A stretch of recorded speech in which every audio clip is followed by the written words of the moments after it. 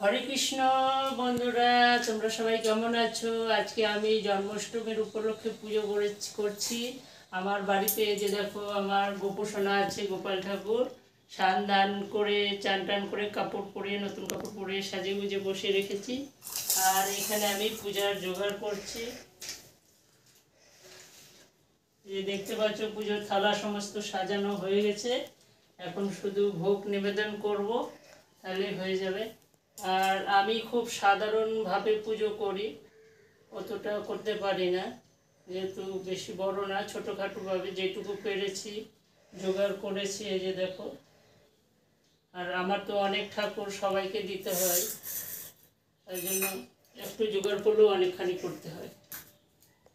তো আমার মন্দির, আমার গোপাল ঠাকুর তোমাদের কেমন লাগছে অবশ্যই কমেন্ট করে জানাবে।